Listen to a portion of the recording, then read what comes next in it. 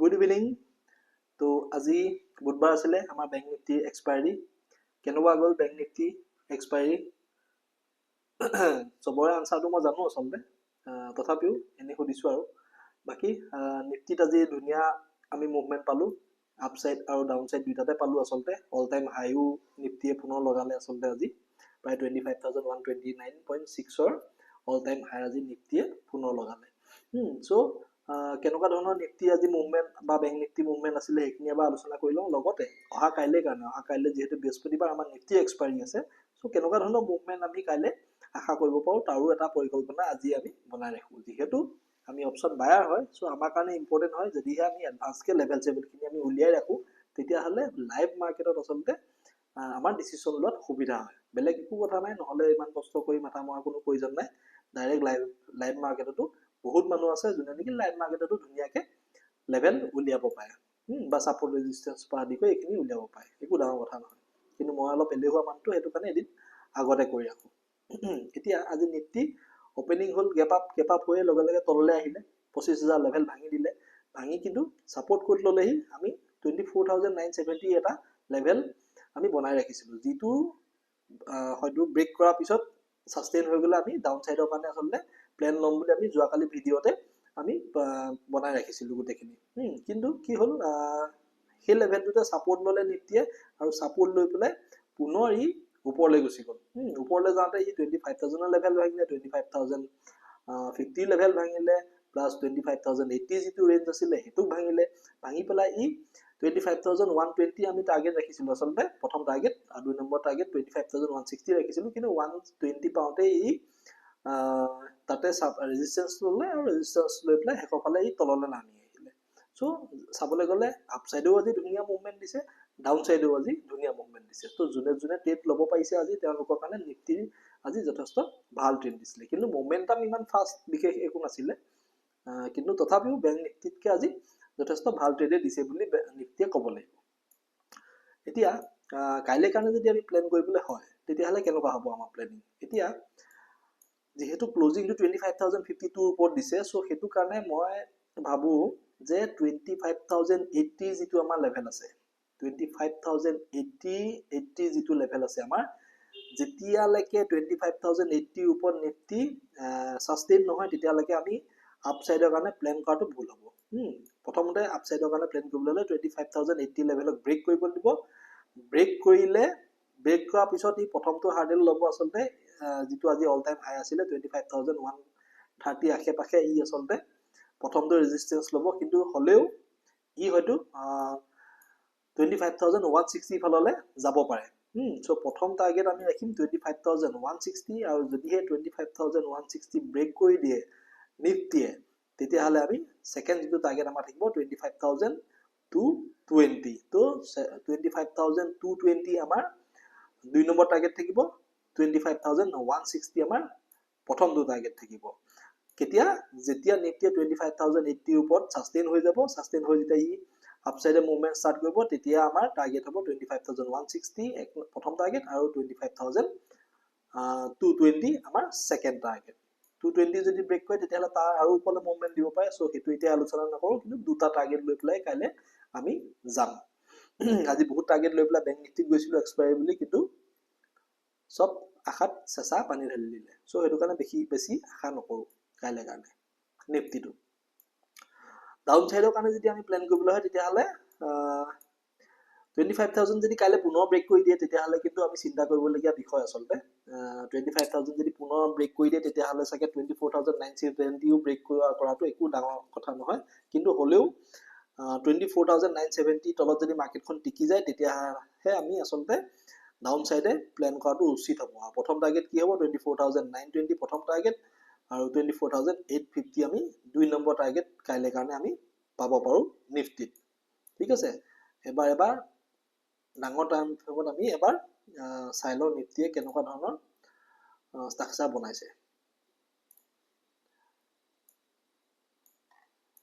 কালি যিডাল ৰঙা কেণ্ডেলৰ ডজি বনাইছিলে, আজি গ্ৰীণ কালাৰ, তাতকৈ অকণমান ডাঙৰ কালাৰৰ একেই ডজি কালাৰৰ কেণ্ডেল বনাই দিলে। চ' উপায় নাই, এতিয়া কাইলৈ দিনটো চাবই লাগিব কাইলৈ কেনেকুৱা ধৰণৰ কেণ্ডেল বনায়। হয়তো ইয়াৰ ওপৰতো কাইলৈ যদি 25,130 ওপৰত যদি গুচি যায় তেতিয়াহ'লে আমি ভাল মুভমেণ্ট এটা আশা কৰিম আপ চাইডে, আৰু যদি নহয় তেতিয়াহ'লে আমি ডাউন চাইডে অলমোষ্ট সেই 24,970 যদি ক্ৰছ কৰি যায় ডাউন চাইডে তেতিয়াহ'লে আমি ডাউন চাইডে ভাল মুভমেণ্ট এটা পাব পাৰোঁ।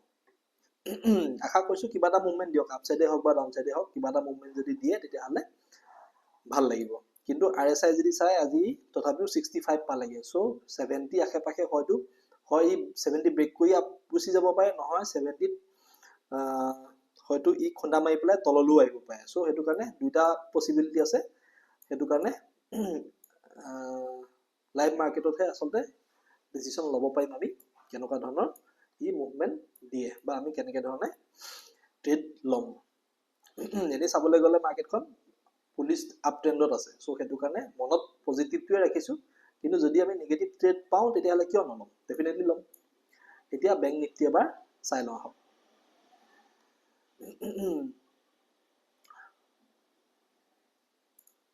বেংক নিফটিত যদি আজি চাওঁ, যথেষ্ট আশা কৰিছিলোঁ বেংক নিফটিৰ কাৰণে, কিন্তু চব ফটুকা ফেন হৈ গ'ল। 28 তাৰিখ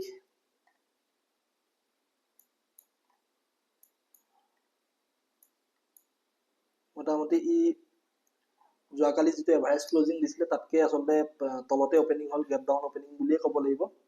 গেপ ডাউন অপেনিং হ'ল আৰু পুনৰ ই লাহেকে তললৈ গুচি আহিলে। তললৈ গুচি আহোঁতে কালি আমি আলোচনা কৰিছিলোঁ যে আমাৰ কাৰণে ইম্পৰ্টেণ্ট লেভেল আছে তিনিটা, 51,200, 51,155 আৰু 51,100। 100টো যদি ব্ৰেক কৰে তেতিয়াহ'লে আচলতে আমি ডাউন চাইডে আমি পজিশ্যন বনাম বুলি আচলতে প্লেন কৰি ৰাখিছিলোঁ, কিন্তু এইটো পচিবল নহ'লে, যিহেতু 10টা 10ত এডাল হেমাৰ কেণ্ডেল বনাই দিলে। মই আচলতে এইডাল হেমাৰ কেণ্ডেলতে মই ট্ৰেড লৈ ল'লোঁ। কিন্তু দুৰ্ভাগ্যবশতে বুলি কয় নে লোভতে বুলি কয় নাজানো আৰু, যিয়ে নকওক লাগিলে, কিন্তু মই আচলতে আজি টাৰ্গেট এটা যথেষ্ট লৈ ৰাখিছিলোঁ। মিনিমাম মই ধৰি লৈছিলোঁ যে ই 51,360 লেভেল হয়তো ব্ৰেক কৰি যাব। চ' মই সেইটো কাৰণে আজি ট্ৰেডটো হোল্ড কৰি দিছিলোঁ শেষলৈকে, যিটো সাধাৰণতে মই প্ৰায় 90% টাইমত নকৰোঁ, বা এইটো মোৰ কোনো ধৰণৰ পজিশ্যনেল ট্ৰেড নাছিলে আচলতে হোল্ড কৰিবলৈ। কিন্তু যিহেতু এটা ডাউন মুভমেণ্ট দিয়াৰ পিছত 51,100ৰ যিটো ছাপোৰ্ট লেভেল আছিলে তাত ছাপোৰ্ট লৈ পেলাই যিহেতু ওপৰলৈ গৈছিলে, চ' সেইটো কাৰণে মই ধৰি লৈছিলোঁ হয়তো ই ভাল মুভমেণ্ট এটা দিবগৈ বুলি আপচাইডত। যদিও HDFC, ICICI bank, axis bank, Kotak bank মই চকুৰ আগত বা SBI হওক, এক্সিছ মাজতে অলপ পজিটিভ আছিলে, কিন্তু বাকী গোটেইকেইটা বেংক আচলতে নিগেটিভ আছিলে। মোৰ চকুৰ আগতে নিগেটিভ মই দেখি আছিলোঁ, কিন্তু তথাপিও মই ট্ৰেডটোৰ পৰা ওলাই দিয়া নাছিলোঁ। সেইটো এটা মোৰ ডাঙৰ ভুল বুলি আপোনালোকে ক'ব পাৰে, বা হয়েই, সেইটো ক'ব পাৰে নহয়, এইটো হয়েই। বাকী আপচাইডে আমি 51,320 ওপৰত প্লেন কৰিছিলোঁ, কিন্তু পাৰ্চনেলি মই চাগে 51,360 ওপৰতহে কল চাইডে প্লেন কৰিম বুলি আছিলোঁ প্ৰথম অৱস্থাত। কিন্তু যিহেতু তললৈ আহি পেলাই এই হেমাৰ কেণ্ডেলডাল দেখিলোঁ 10টা 10ত, মই আচলতে এণ্ট্ৰি লৈ লৈছিলোঁ। এনেই চাবলৈ গ'লে হেমাৰ এডাল লোৱাৰ পিছত ই আপচাইডে মুভমেণ্ট দিছিলে, নিদিয়া নহয়, কিন্তু কোনো ধৰণৰ মানে এনেকুৱা চুচৰি মাৰ্কেটখন ওপৰলৈ গৈছিলে যে প্ৰিমিয়াম তেনেকুৱা বিশেষ একো বহা নাছিলে। এবাৰ হয়তো বাঢ়িছিলে, এবাৰ দুবাৰমান, কিন্তু যিহেতু টাৰ্গেটটো ডাঙৰ ৰাখিছিলোঁ, কোৱান্টিটি কম লৈছিলোঁ, সেইটো কাৰণে মই আচলতে ট্ৰেডটো হোল্ড কৰি আছিলোঁ বহুত দেৰি, যিটো পিছত গৈ পেলাই মোৰ নিগেটিভত মাইনাছত ক্ল'জ হৈ গ'ল। মাইনাছ মানে কি আৰু, কেপিটেলটো সেইটো যিমানটো পইচা লগাইছিলোঁ সেইটো গুচি গ'ল। এতিয়া কাইলৈ কাৰণে যদি প্লেন কৰোঁ তেতিয়াহ'লে কেনেকুৱা ধৰণৰ আমাৰ প্লেনিং হ'ব পাৰে। এতিয়া মাৰ্কেট 51,140ৰ আপোনাৰ এভাৰেজ ক্লজিং আজি দিছে। চ' কাইলৈ কাৰণেও আমাৰ কাৰণে ইম্পৰ্টেণ্ট হ'ব 51,100 আৰু 51,000ৰ লেভেলটো। আজি যদি চাবলৈ যাওঁ 51,000ৰ লেভেলটো আমাৰ কাৰণে ইম্পৰ্টেণ্ট হ'ব আচলতে। 51,000ৰ লেভেলটো আমাৰ কাৰণে যথেষ্ট ইম্পৰ্টেণ্ট হ'ব। এতিয়া কাইলৈ যদি কিবা কাৰণত 51,000ৰ লেভেলটো বেংক নিফটিয়ে ভাঙি দিয়ে তেতিয়াহ'লে আমি অলমষ্ট 50,800ৰ আশে পাশে বেংক নিফটিক যোৱা দেখিবলৈ হয়তো পাব পাৰোঁ আৰু যদি তেনেকুৱা হয় তেতিয়াহ'লে ব্লেক ফ্ৰাইডে হৈ যোৱাৰ চান্স আছে কিন্তু আজি ক্লোজিঙত যদি চাওঁ RSI ভেলু যথেষ্ট কমি গ'ল প্ৰায় 20 আশে-পাশে গুচি আহিলে চ' কাইলৈ হয়তো এনেকুৱা হ'ব পাৰে হয় গেপ আপ হ'ব পাৰে নহয় ওপেনিং হৈয়ে প্ৰথমটো মুভমেণ্ট হয়তো আপসাইডে দিব পাৰে কাৰণ RSI কো এডজাষ্ট হ'বৰ কাৰণে লাগিবতো চ' সেইটো কাৰণে ঘপককে কাইলৈ মাৰ্কেটখন ওপেন হোৱাৰ লগে লগে যদিও যদি নিগেটিভ দেখে ঘপককে সেল কৰি নিদিব বা পুট সাইডে এন্ট্ৰি বনাই নিদিব আজি গোটেই দিনটো আচলতে 51,000 to 5060 এই লেভেলটোতে ঘূৰি থাকিলে মাৰ্কেটখন সো সেইটো কাৰণে কাইলৈ কাৰণে আমাৰ ইম্পৰ্টেন্ট প্ৰায় অলমোষ্ট 51,250 যিটো লেভেল আমাৰ আছে সেইটো আমাৰ কাৰণে ইম্পৰ্টেন্ট হ'ব কাইলৈ যদি আমি কেনেবাকে কল সাইডে প্লেন কৰিবলৈ হয় আপ সাইডৰ কাৰণে যদি আমি প্লেন কৰিবলৈ হয় 51,250 ওপৰত আমি upside above 51,250 so 51,250 ওপৰত যদি কাইলৈ আমি মাৰ্কেটখন পাই যাওঁ তেতিয়াহ'লে কল সাইডে আমি প্লেন কৰিব পাৰিম আমাৰ প্ৰথমটো টাৰ্গেট কিমান থাকিব প্ৰথমটো টাৰ্গেট থাকিব আমাৰ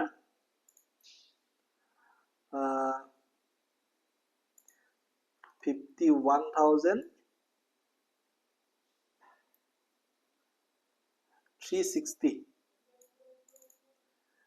51,360 আমাৰ প্ৰথম টাৰ্গেট থাকিব আৰু 51,440 দুই নম্বৰ টাৰ্গেট 51,520 কাইলৈ কাৰণে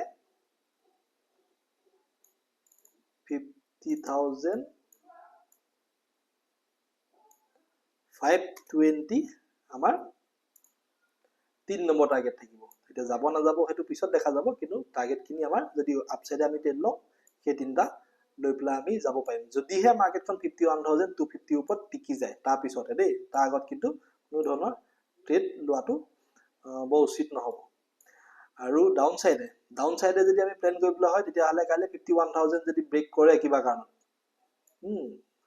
যদি 51,000 ব্ৰেক কৰি দিয়ে পুনৰ তেতিয়াহ'লে আমি ডাউন সাইডৰ কাৰণে আমি প্লেন কৰিব পাৰো so down side below 51,000 so 51,000 ৰ লেভেল যদি কাইলৈ ব্ৰেক কৰি সাস্টেইন হৈ যায় তেতিয়াহ'লে আমি ডাউন সাইডে মুভমেন্ট পাব পাৰো সো যদি কাইলৈ ডাউন সাইডে আহে তেতিয়াহ'লে আমাৰ টাৰ্গেট প্ৰথমটো টাৰ্গেট থাকিব 50,880 আৰু 50,800 আমাৰ দুই নম্বৰ টাৰ্গেট থাকিব যদি 50,800 কো ব্ৰেক কৰি দিয়ে তেতিয়াহ'লে 50,600 আমাৰ তিনি নম্বৰ টাৰ্গেট হ'ব ঠিক আছে সো বেংক নিফটিয়ে যদি মুভমেন্ট দিয়ে তেতিয়াহ'লে কেনেকুৱা ধৰণৰ মুভমেন্ট দিয়ে আপোনালোকে কৰি থকা খিনিয়ে ভালকে জানে সো সেইটো কাৰণে হেগিটা টাৰ্গেট আপসাইডে হওক বা ডাউন সাইডে হওক একো ডাঙৰ নহয় যদিহে মুভমেন্ট দিয়ে কিন্তু আজি নিচিনাকে যদি গোটেই দিনটো অকল থিতা দিকে কৰিয়ে থাকে তেতিয়া বাৰু কথাটো বেলেগ ঠিক আছে ডাঙৰ টাইম ফ্ৰেমত এবাৰ আমি চাই লওঁ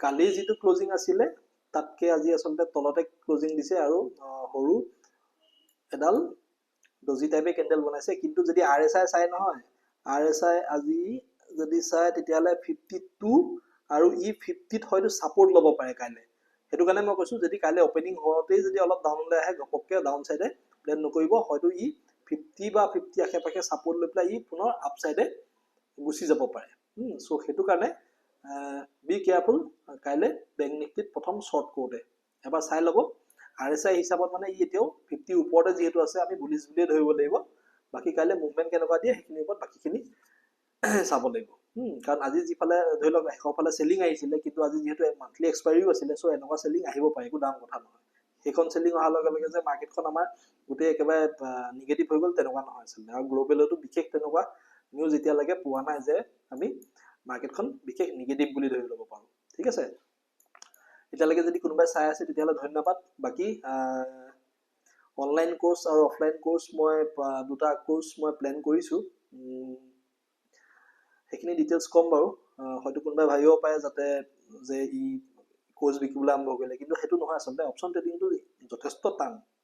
আমি চবেই বহুত উজু বুলি ভাবোঁ, কিন্তু যথেষ্ট টান। আৰু মই ভাবোঁ যে অপশ্যন ট্ৰেডিংটো যদি এবাৰ ভালকৈ শিকি লয় তেতিয়াহ'লে 50% এটলিষ্ট মানে নিজৰ হাতত এটলিষ্ট 50% থাকে যে আপুনি ভালকৈ ট্ৰেড কৰিব পাৰিব আৰু নিজৰ কেপিটেল ছেভ কৰি ৰাখিব পাৰিব।